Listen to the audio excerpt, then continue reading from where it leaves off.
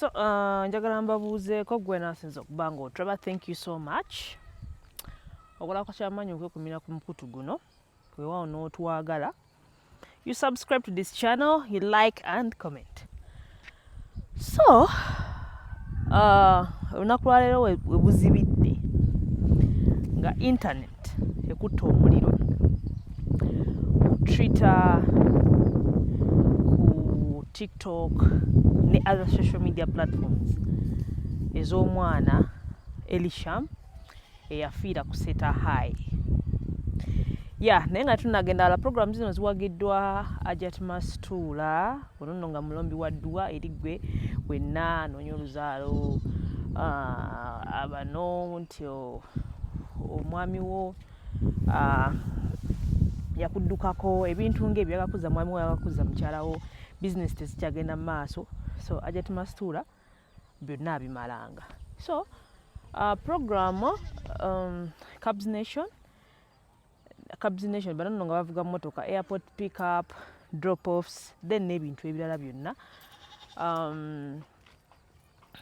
You want to go anywhere oyagala travelinga oyagala genda ku airport pick up byonna Cubs Nation ebimalanga. Okay, so nawe nga oli mpya kweno channel, please subscribe, likinga, commentinga, sharinga byonna bikole ki bikole.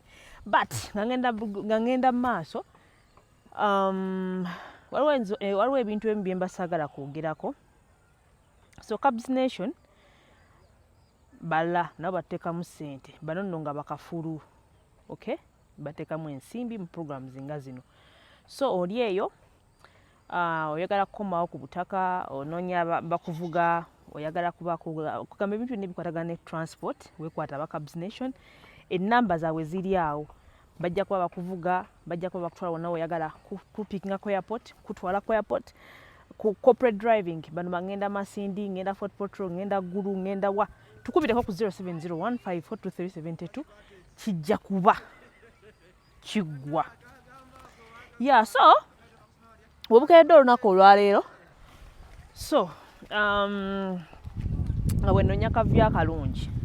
So mbadde nkyakunnyonnyola nti webugendedde okuzibira olunaku olwaleero nga Seta High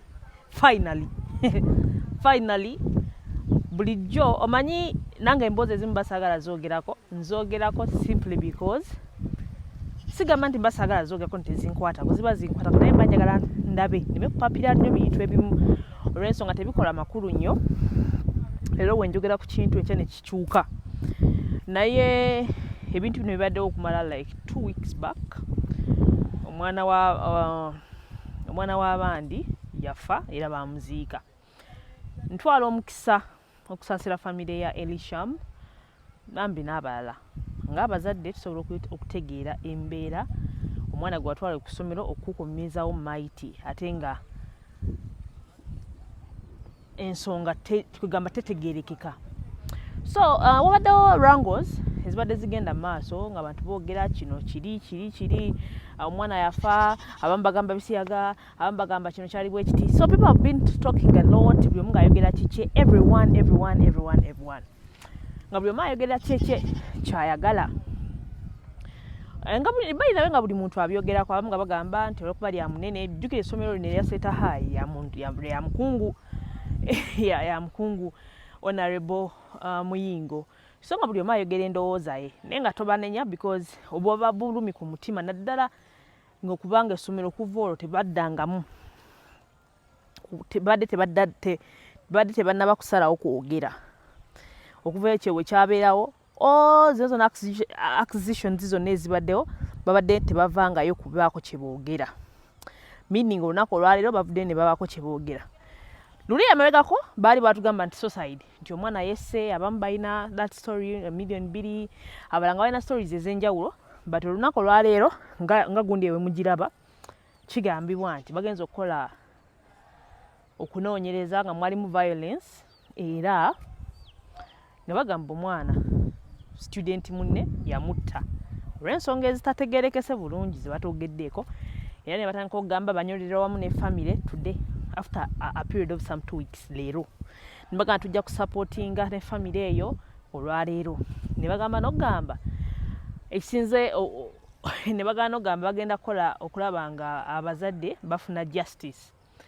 After 2 weeks badde balikola investigations zibadde tezinnagwa.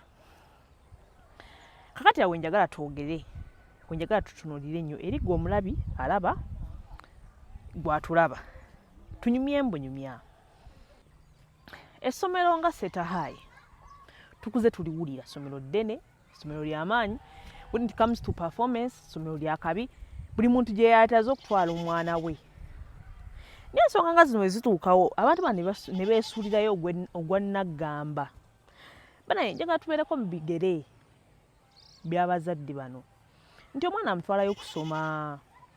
Oba kitegeera byonna ebibaawo kitegeeza omuzadde addidde omwana we n'amuteeka mu mikono gy'essomero, amusuubira okuba nga agenda kubeera mu bulamu obulungi, amusuubira okuba nga agenda kusoma, amusuubira okuba nga amututte mulamu, akomawo mulamu. Naye incidents nga zino we zituuka ku ssomero kitegeeza essomero liba terifaayo. Oba kitegeera essomero liba terifaayo. Ebintu bino byonna bibaddewo, tubiraba, tulaba eno, tulaba eri.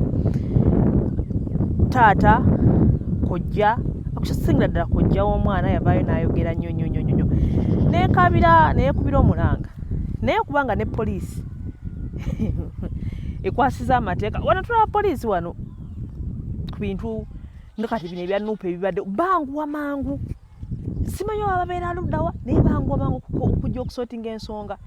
Naddala kati nga zizeewo by'obufuzi bantu kwekalakasa bati wetuzirika kuzina ensonga poliisi yeesuulira gwa naggamba. Lwaki mwagala okuleetera bannayuganda okulowooza nti mu Uganda omwavu tasinga musango? Kale tukimanyi ekibeera, but lwaki ate mwagala okukitukakasa ennyo? Ebiseera ebisinga wenyigiriza nnyo ennyindo ogireeta omusaayi nti ebintu bingi injustices nnyingi nnyo ezigenda mu maaso mu Uganda.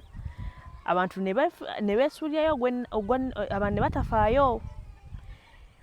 Oli naatya okuwoza nti sijja kuwoza n'oyo musajja mugagga, mukimanyi nti wetutuuka ku eyo level abantu abamu bagenda kutandika okutwalira amateeka mu ngalo simply because ebyokwerinda byaffe ebya police, military n'ebirala security staff mwe tuteeka ssente ebintu ebimu babitwala kuba mayina tebigasa because tebibakwatako.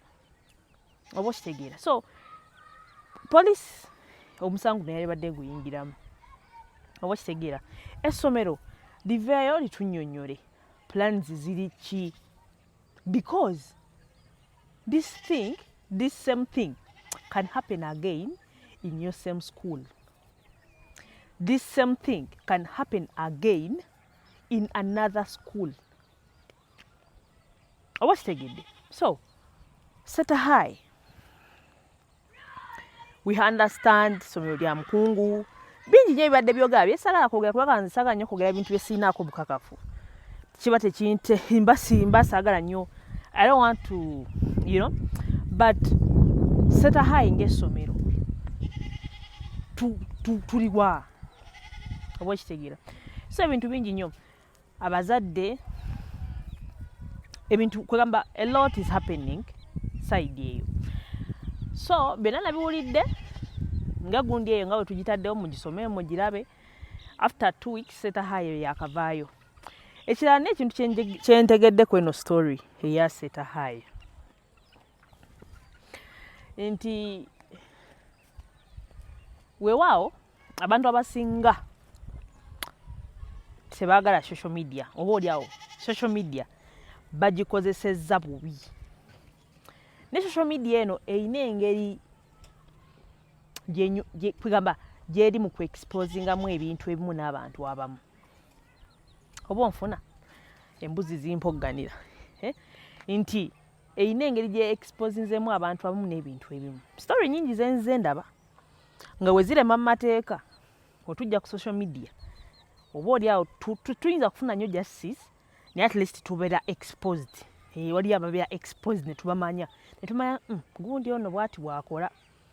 So guys, amaanyi ga social media gaddala. Osegedde amaanyi ga social media gaddala. era senga tubeera bwe tutyo nga story ngezo we zibeerawo ng'amaanyi bannange bannayuganda naye by'amaanyi mangi nnyo ge tukozeseza ku story y'ono omwana senga g'amaanyi ge tuteekawo ku bumenyi bw'amateeka obuli mu ggwanga lino ku nguzi egenda mu maaso mu ggwanga lino ku buli bw'enguzi what laziness tugiyite obugayavu bwa security wano mu Uganda nga we tukozesa social media bwe tutyo mugana senga ebintu ebimu bisobola okudda mu nteeko nze muli ninamu okukkiriza nti Seta High ka pressure kabadde kayitiridde obungi aka social media kabadde kangi nnyo kabadde kayitirivu nnyo naayogera oli ayogera ba bloggers boogera buli omu apika omuliro nga poliisi esirise weppa Ministry of Education and Sports esirise weppa bonna abali awo mu education and sports tewali omu adde ayogera ne police and staff nga tewali n'omu ayogera naye due to social media amaanyi gabadde mangi ebintu bingi ebigenze maaso ebintu bingi ebiteredde so senga tukola bwe tuti social media kintu kirungi nnyo awo nkugambira omuntu yenna akozesa social media amaanyi social media kwegali so never underestimate the power of social media kiddayo eri nti gwe wenna akozesa social media obubi you're losing it all with social media olina by'osobola okufuna with social media ebintu bisobola okukola ki okutambula obulungi ebintu bisobola okukyuka tusobola kugamba ne tugatta amaloboozi okubaako ebintu bye tusaanyaawo ne tugatta amaloboozi okubaako abantu be tulabisa sigamba genda mu abamu bagamba ebiki ng'onna wooli osobola okukikolerawo kati nze nzuuno nina bwendi okitegeera so story ng'eno nze nakakasizza amaanyi ga social media ka pressure kayitiridde sobola bw'oba oli awo zimu ku nsonga ensonga ziyinza okuba nnyingi nnyo naye ezimu ku nsonga lwaki ensonga ezimu lwaki Seta High evuddeyo social media is inclusive edda tetwalina nnyo social media tetwalina nnyo ba bloggers ba youtubers whereby ng'omuntu ng'oyo basobola omuvunvubika ne bamutwala ku mainstream zonna nezimugoba okitegedde but here it's very different gundi wanagana blogger gundi nga blogger gundi akuyita blogger gundi okola nga eddoboozi ly'omuntu likoze eki livuddeyo so ebimu ku bipushinze Seta High gemaanyi ge social media era story nkyobola bigenda kuddamu ezuuke tugigoberere tumanyi gye gunaggweera waba nga waliwo violence between students what next because kati omwana ndowooza bajja mumukwata eyakikola bamusibe because waliyo n'amakomera ag'abaana baki abato tewali other excuse nti oba unless nga family ziteeseza kyesisuubira nti essaawa eno osobola okuteesa ne family yafiirwako omwana waayo essaawa eno nga tebakyamulabako gwe baali bataddemu akasente nga balina ebirooto binene eri omwana oyo okitegeera so let's follow this story tulabe wagyenaggweera tulabe egenda kuggwa etya tulabe tugenda kugamba tubeeko ne kituyigamu abazadde take care of your kids abazadde be friends to your kids communicate with them always okitegedde abazadde amasomero agamu tetugamba nti mujeeyo abaana bammwe but you should also ng'amaaso galina okuba nga gakola kigalaba situation yene eyinza obutatuuka ku mwana wo leero eyinza okuba yatuuse ku mwana wa mulala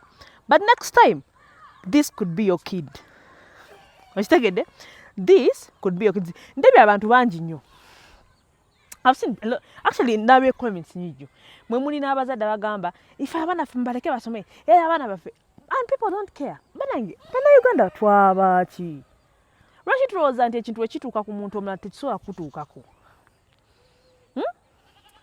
ekintu ekisobola okutuuka ku muntu omulala kisobola naawe okukola ki okutuukako okitegeera so tuve mu mbeera eyo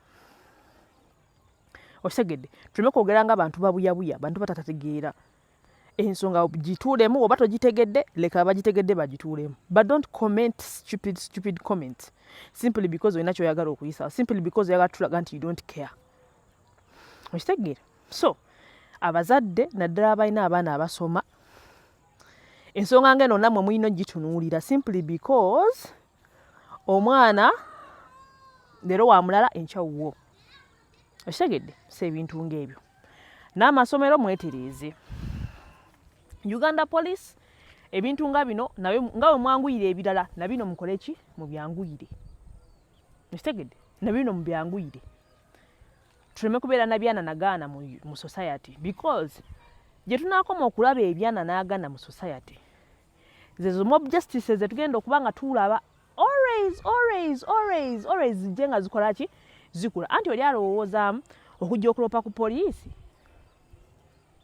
nga tebagenda kuyamba nti olwokuba oli mugagga omusango gugenda mumusingirayo lwaki tamukuba akakumbi ku mutwe ekiro n'afa. Byebyo tuwetaaga mu society. So police, Uganda Police engeri gye batugamba nti mukola nnyo nti era temusobola kulemererwa babitugamba ebyo ebintu nti Uganda Police tesobola kulemererwa. Nezino ensonga muzanguyire. Do something. Do something. Okitegedde, do something. Otherwise byebyo programs zino ziwagiddwa Cubs Nation nga tuvuga emmotoka. Oyagala kupikinga ku airport, oyagala kutwala ku airport tukubire and book wabana ddala kati mwabakomawo nga mwagala kugamba you tell us alya oba okitegeera ne tulaba okitegeera. Yes, emmotoka weeziri nnyingi nnyo. Gwe bano banjagala kugenda Masindi, banjagala kugenda Fort Portal, banjagala kugenda Masaka, long journeys, ebintu ebyo just call us tukubiriko ku 0701542372. Gwe wenna omulala ng'alina ebizibu bingi nnyo, omwami yakulekawo, omukyala yakulekawo, oyagala muzza bakugoba ku mirimu, oluzaalo lukubuuzeewo, buli kimu kyogoba kigaana. Kakati Ajati Masitula waali okusortinga out. Mukubireko kwezi ennamba ze, buli kimu kijja kuba kikola ki kiteerera bulungi. Bagoba ku mirimu, emirimu gye tegitambula bulungi, ekitegeera toweebwa ebintu ng'ebyo. Ajati Masitula agenda kusortinga out. Sigala nze Nabulime Esther, I sign out.